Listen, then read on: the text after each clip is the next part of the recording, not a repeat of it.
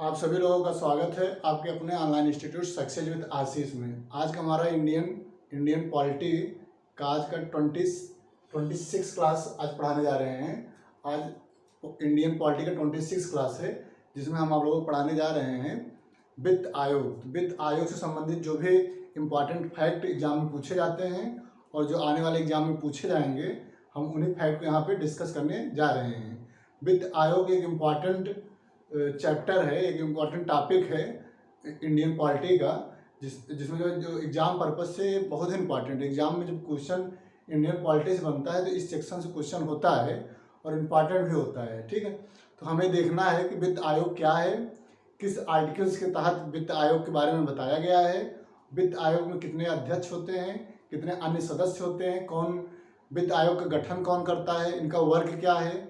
इससे संबंधित हमारा आज का क्लास होगा और आज का क्लास हमारा इम्पॉर्टेंट है। इसको प्लीज़ आप लोग जो है देखिए और जो भी हम यहाँ पे इम्पॉर्टेंट फैक्ट बताएं इसको आप लोग अपनी कॉपी में नोट कर लीजिए प्लीज़। तो आज की क्लास हम प्रारंभ करने जा रहे हैं। इसके पहले हमने इंडियन पॉलिटी का 25 क्लास वीडियो बना करके अपने यूट्यूब चैनल पे अपलोड कर दिए हैं। आपसे रिक्वेस्ट है कि प्लीज़ आप लोग हमारे यूट्यूब चैनल को सब्सक्राइब करके प्लेलिस्ट में जा करके सभी वीडियो को आप लोग देखिए और वीडियो देख करके लाइक करिए, कमेंट करिए और अपना सुझाव कमेंट के माध्यम से प्लीज करिए। ओके, तो आज की क्लास हम प्रारंभ करने जा रहे हैं और आज का हमारा सब्जेक्ट है इंडियन पॉलिटी और इसमें हमारा 26 क्लास है। तो आज का हमारा जो टॉपिक है वित्त आयोग है। ओके, तो वित्त आयोग से संबंधित हम जानकारी आप लोगों को देने जा रहे हैं। वित्त आयोग से संबंधित जो भी इम्पॉर्टेंट फैक्ट है जो एग्जाम में पूछे जा सकते हैं, हम वही आप लोगों को पढ़ाने यहाँ पे जा रहे हैं। ओके, वित्त आयोग से संबंधित प्रावधान अनुच्छेद 280 में किया गया है। अनुच्छेद 280 में कहा गया है कि हर 5 वर्ष के अंतराल पर एक वित्त आयोग का गठन किया जाएगा। किसके द्वारा? राष्ट्रपति के द्वारा। तो अनुच्छेद 280 में कहा गया है कि प्रत्येक 5वें अंश मतलब 5 वर्ष के अंतराल पर, यानी 5 वर्ष के बाद प्रत्येक 5वें वर्ष के अंतराल पर राष्ट्रपति के द्वारा वित्त आयोग का गठन किया जाएगा। ये जो है संविधान के अनुच्छेद 280 में दिया गया है। तो पहला क्वेश्चन जो बन सकता है वित्त आयोग से वह यही पूछा जाएगा कि आप लोगों से कि वित्त आयोग का गठन एवं संरचना से संबंधित प्रावधान संविधान के किस अनुच्छेद में किया गया है। तो आपको आंसर देना होगा कि अनुच्छेद 280 में इसका प्रावधान किया गया है। ओके, तो इसको आप लोग नोट कर लीजिए कि अनुच्छेद 280 में वित्त आयोग से संबंधित प्रावधान किए गए हैं। ओके, नेक्स्ट, राष्ट्रपति के द्वारा प्रत्येक 5 वर्ष के अंतराल पर एक वित्त आयोग के गठन का प्रावधान करता है। तो वित्त आयोग का गठन जो सेंट्रल वित्त आयोग होता है, जो केंद्रीय वित्त आयोग होता है, वित्त आयोग जो केंद्र में भी स्थापना होता है और राज्य में भी। तो जो राज्य वित्त आयोग होता है, राज्य वित्त आयोग का गठन राज्यपाल के द्वारा किया जाता है, जबकि जो सेंट्रल होता है, जो केंद्र का वित्त आयोग होता है, वो जो है राष्ट्रपति के द्वारा किया जाता है। तो राज्य वित्त आयोग से संबंधित हम ऑलरेडी जो वीडियो क्लास बनाकर अपने यूट्यूब चैनल पे अपलोड कर दिए हैं। राज्य वित्त आयोग से संबंधित पूरी जानकारियाँ हम उस वीडियो में बताए हैं। आप लोग से रिक्वेस्ट है कि आप लोग हमारे उस वीडियो को जरूर देखिएगा जिसमें हम राज्य वित्त आयोग को पढ़ाए हैं। आज हमारा वित्त आयोग है जो सेंट्रल है। ठीक है, तो जो केंद्रीय वित्त आयोग है उसके बारे में हम डिस्कस करने जा रहे हैं। ओके, तो ये जो है वित्त आयोग का गठन राष्ट्रपति के द्वारा किया जाता है। वित्त आयोग का गठन राष्ट्रपति के द्वारा किया जाता है।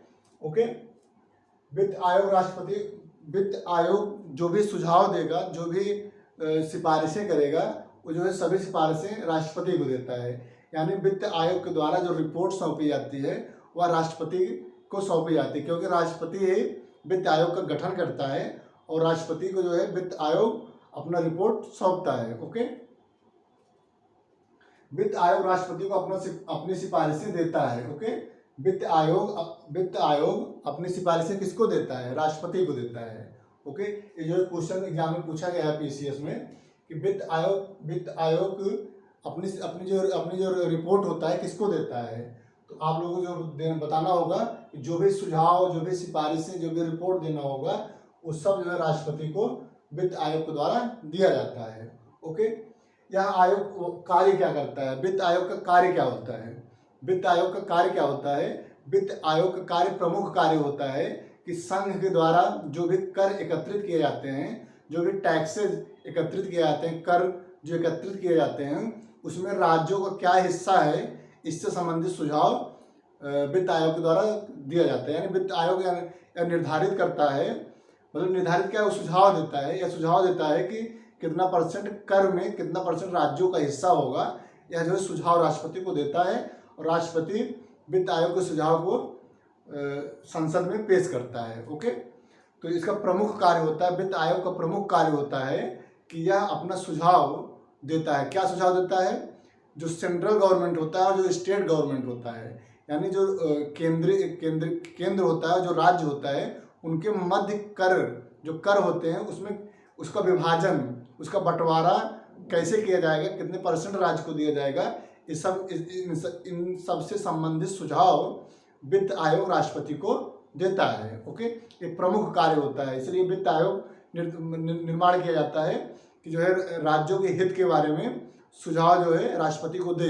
यानी कि सेंट्रल गवर्नमेंट जो केंद्रीय सरकार होती है, उनमें उनके द्वारा जो एकत्रित किया गया कर होता है, उसमें जो है राज्य का कितना हिस्सा होगा और राज्य का क्या जो है उसमें जो कितना भाग उनमें दिया जाएगा कर में, ये सब निर्धारण वित्त आयोग द्वारा इसका सुझाव दिया जाता है राष्ट्रपति को, और फिर राष्ट्रपति उसको जो है संसद पर उस रिपोर्ट को पेश करता है, फिर बहुमत के आधार पर उसको पारित कर दिया जाता है जो सुझाव होता है उनका। ठीक, तो ये जो है केवल सुझाव दे सकता है, वित्त आयोग का मुख्य कार्य केवल सुझाव देना होता है। ठीक है, तो यह आयोग संघ एवं राज्यों के बीच करों के शुद्ध आगमों के आवंटन के बारे में और राज्यों के बीच वितरण के बारे में अपना सुझाव राष्ट्रपति को देता है। ओके, तो ये आप लोग अपने कॉपी में नोट कर सकते हैं कि यह आयोग संघ एवं राज्यों के बीच करों के शुद्ध आगमों के आवंटन के बारे में और राज्यों के बीच वितरण के बारे में अपना सुझाव राष्ट्रपति को देता है। ठीक, तो जो यह आयोग जो संघ होते हैं, जो सेंट्रल गवर्नमेंट है, सेंट्रल, वो जो है उसमें और राज्य के बीच में जो कर होते हैं, उसका विभाजन कितना परसेंट राज्य को दिया जाएगा, इससे संबंधित सुझाव राष्ट्रपति को वित्त आयोग देता है। ओके, अपनी रिपोर्ट राष्ट्रपति को देता है। वित्त आयोग अपनी रिपोर्ट किसको देता है? राष्ट्रपति को देता है। एक क्वेश्चन पूछा भी है, आरओ में पूछा गया है, यूपी में पूछा गया है कि वित्त आयोग अपनी रिपोर्ट किसको सौंपता है? आप लोगों का आंसर होगा राष्ट्रपति को सौंपता है। ठीक है, तो वित्त आयोग अपना जो है अपना रिपोर्ट राष्ट्रपति को सौंपता है। ओके, प्रथम वित्त आयोग का गठन 1952 में किया गया था, 1951 में किया गया था। प्रथम वित्त आयोग का गठन भारत में, इंडिया में प्रथम वित्त आयोग का गठन 1951 में किया गया था। किसके अध्यक्षता में किया गया था? केसी नियोगी की अध्यक्षता में। ओके, तो प्रथम वित्त आयोग का गठन केसी नियोगी की अध्यक्षता में 1951 में किया गया था। ये जो है क्वेश्चन पूछा गया है कि प्रथम वित्त आयोग का गठन कब किया गया है, तो आप लोगों का आंसर होगा 1951 में। किसके अध्यक्षता में इसका गठन किया गया? तो केसी नियोगी की। यहाँ 2 क्वेश्चन आप लोगों को पूछा जा सकता है एग्जाम में। पहला कि प्रथम वित्त आयोग का गठन कब किया गया है, तो आंसर आप लोगों का होगा 1951 में। प्रथम वित्त आयोग का गठन 1951 में किया गया है। और जब प्रथम वित्त आयोग का गठन किया जा रहा था, उस समय अध्यक्षता कौन किया था? यानी किसकी जो है अध्यक्षता में प्रथम वित्त आयोग का गठन किया गया था? तो आंसर आप लोगों को केसी नियोगी की अध्यक्षता में। ओके, तो केसी नियोगी की अध्यक्षता में पहली बार वित्त आयोग का गठन 1951 में किया गया था। ओके, अभी हाल ही में इस समय जो है 15वें वित्त आयोग का गठन हो चुका है, जिसका कार्य 2020 से 2025 तक है। लेकिन हमारे लिए जो है वर्तमान में जो चल रहा है वित्त आयोग, उसको भी इम्पॉर्टेंट है, और इसके पहले का जो वित्त आयोग था वो भी इम्पॉर्टेंट है। तो 14वें वित्त आयोग का गठन, 14वें वित्त आयोग का अध्यक्ष जो है कौन था? जब 14वें वित्त आयोग का गठन किया गया था, उस समय कौन अध्यक्ष था? श्री वाई रेड्डी। ओके, 14वें वित्त आयोग का गठन जब किया गया था, तो उस समय अध्यक्ष कौन था? कि श्री वाई रेड्डी। ओके, 14वें वित्त आयोग का कार्यकाल कितना था? कब से कब तक 14वां वित्त आयोग का कार्यकाल कब से कब तक था, यानी 2015 से 2020 तक, 2015 से 2020 तक 14वें वित्त आयोग का कार्यकाल था। उस समय कौन अध्यक्ष था? श्री YV रेड्डी थे। ओके, तो आप लोगों से क्वेश्चन पूछा जा सकता है कि 14वें वित्त आयोग का अध्यक्ष कौन था, तो आप लोगों का आंसर होगा श्री YV रेड्डी। 14वें वित्त आयोग का कार्यकाल कब से कब तक था? 2015 से 2020 तक। ओके, अब जो बहुत इंपॉर्टेंट जो पूछने का चांस है कि 15वें वित्त आयोग का अध्यक्ष कौन नियुक्त किया गया था, 15वें वित्त आयोग का अध्यक्ष कौन था, तो आप लोगों का आंसर होगा NK सिंह। NK सिंह 15वें वित्त आयोग के अध्यक्ष हैं और 15वें वित्त आयोग का कार्यकाल 2020 से 2025 तक होगा। जो 15वें वित्त आयोग का गठन किया गया है वो जो है 2020 से 2025 तक कार्य करेगा। 2025 में तब जो है 16वें वित्त आयोग का गठन किया जाएगा 2025 के बाद। ओके, तो 15वें वित्त आयोग का गठन, 15वें वित्त आयोग का कार्यकाल 2020 से 2020 तक, 2020 से 2025 तक होगा। 15वें वित्त आयोग का कार्यकाल 2020 से 2025 तक होगा।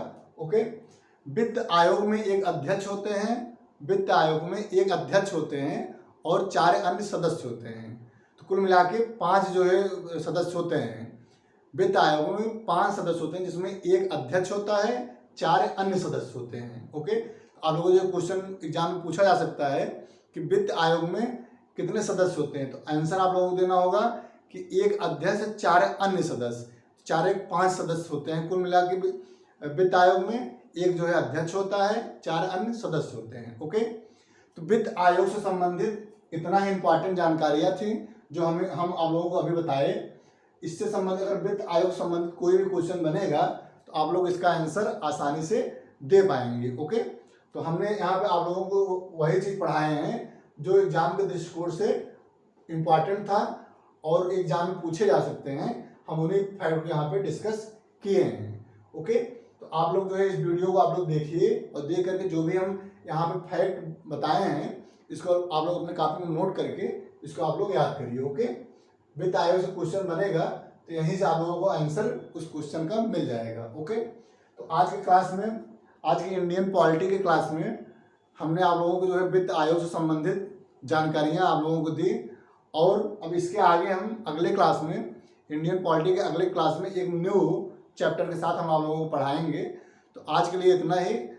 आपसे रिक्वेस्ट है कि प्लीज़ आप लोग हमारे वीडियो के लिंक को आप मैक्सिमम शेयर करिए, लाइक करिए, कमेंट करिए प्लीज़। तो आज की क्लास में इतना ही। बहुत बहुत धन्यवाद। Thank you so much.